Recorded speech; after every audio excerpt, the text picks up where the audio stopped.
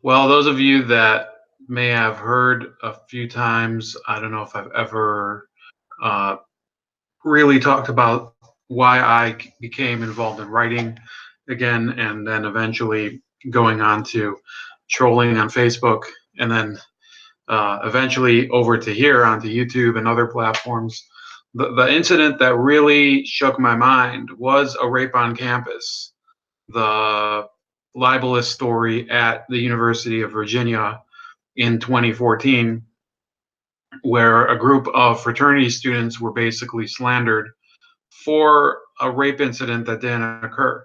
Now, I think that fraternity brothers, they're a very convenient target, and that's why I think, because of their body behavior and the fact that they really do symbolize societies that are kind of based on party culture and immaturity.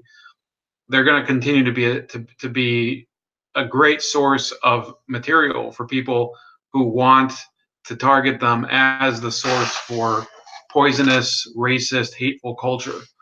And unfortunately, that's why so many people believed the slander that was perpetrated against those young people, young guys actually, at the University of Virginia. This time, the story is true, but it's pretty conspicuous in how not important it is. So here we have, this is USA Today, fraternity suspended for racist and sexist videos posted in secret Facebook group, Syracuse University says. So Syracuse University, which is a private university, so they do have a little less of a freedom of speech guarantee than otherwise, and on many other, let's say, public college campuses, but they may have more of a right to abridge the freedom of speech. So they were talking about a video where there was racist, anti-Semitic, homophobic, and sexist videos the group allegedly posted to a private Facebook group. In one of the videos, which appear to be filmed inside the Theta Tau's house, a person recites an oath to solemnly hate a group of minority groups using racial slurs for African Americans, Jews, and Spanish-speaking people, according to the Daily Orange, run by Syracuse University students. Other videos posted in the group Tau of the Theta Tau jabs at those with disabilities and those who are gay. After the extremely troubling videos surfaced, Chancellor Kent Syverud sent a campus-wide email claiming he was appalled and shaken by the behavior of students involved. He said the university suspended the fraternity Wednesday. SU's Department of Public Safety is investigating the origin of the videos and people involved to take additional legal and disciplinary action. Protests broke out on campus demanding the university to release all the videos. A USA Today request for comment was not immediately returned by Theta Tau or the campus as of Thursday morning. So let's take a look at that segment of the video and exactly what they said. Do you know what you signed up for today? I did know what I signed up for. Can you tell me?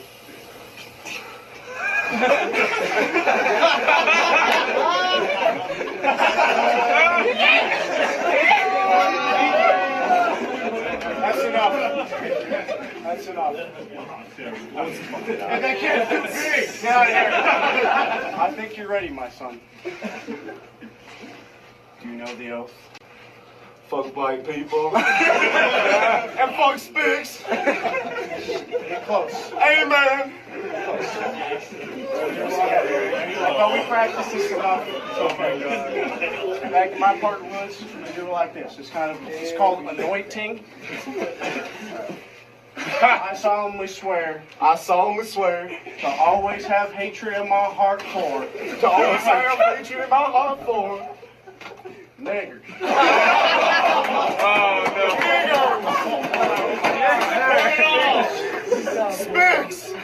most importantly, the finish the sentence.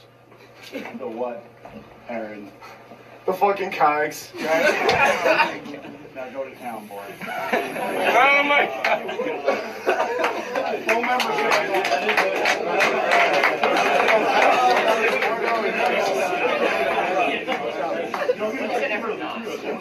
Hey! Quick, man! Now, man! You fucking kikes, get in the fucking shower!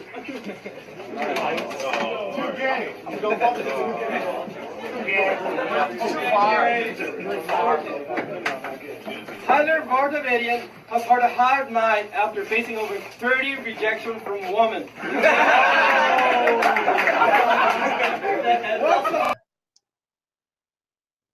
So anyway, if you saw that footage, I think that from what I perceived, it seemed to be a little bit of some sort of sketch, very poorly acted, obviously.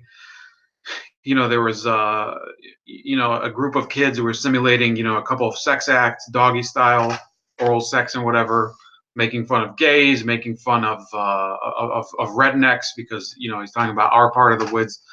Around my part of the woods they say this, and then of course there were the slurs they were talking about the Jews, the Mexicans, and the blacks. But if you notice in the background, there were students that were minorities in the picture, and in fact, I think I heard mention names of certain minority students. So yes, was the video a little bit spicy, as they say? Absolutely. By standards of the internet, they're pretty spicy. I think for a campus, though, for the internet, not really spicy at all. And what it's really exhibiting is that these people, they gathered in a closed setting. They were having apparently some beers. That might have violated some university policy, depending on how old these children were, or these students. They might be adults, probably adults of their university age. But you really have to contemplate what's the advantage of punishing these students. First of all, they've already suspended the fraternity, and unfortunately, by joining this Theta Tau fraternity, it's now, due to the exposure of this incident, it could be more of a benefit for these people to not advertise the fact that they were in the fraternity. So it's a huge loss for them already. Usually people join a fraternity at great cost in order to be able to network by using their fraternity membership in the future. Now, okay, so that's not the worst loss in the world. The fact of the matter is, however, that these people, they didn't commit a crime against anybody. First of all, if the incident was not leaked to somebody else outside of their closed Facebook group, nobody would have actually seen what they said behind closed doors. That brings in the dimension of who has the right to know about something that is in the privacy of your own home, or between your friends, or whatever.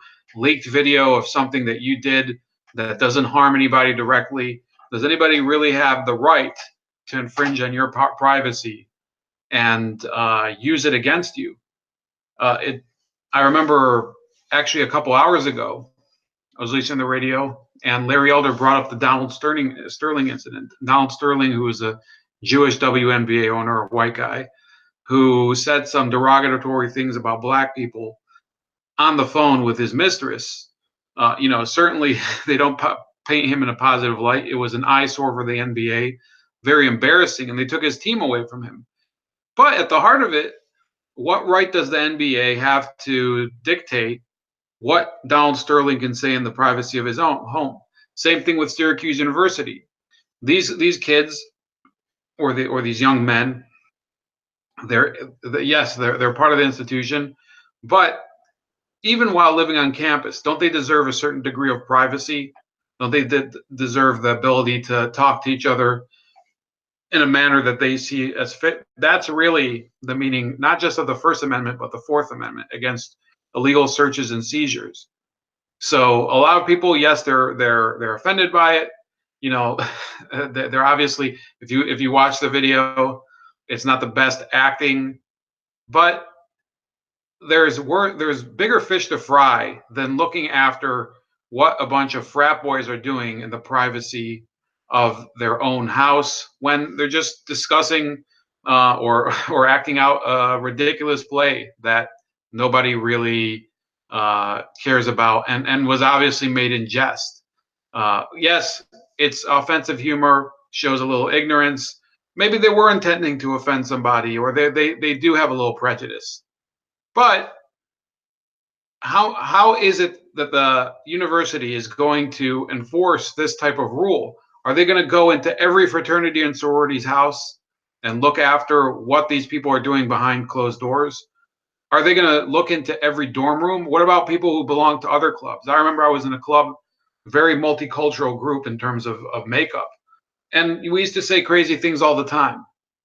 So is the university's intent to monitor people's behavior 24/7, or is the intent to give them the skills and the learning and the knowledge for them to make society better? That's about it. I hope you enjoyed the video. Leave your comment below. Leave your opinion. Do you think that these people should be punished? Do you think that they've been made an example of? Or do you have a different opinion that hasn't been mentioned here? Have a great day and subscribe to Bold Like a Leopard below.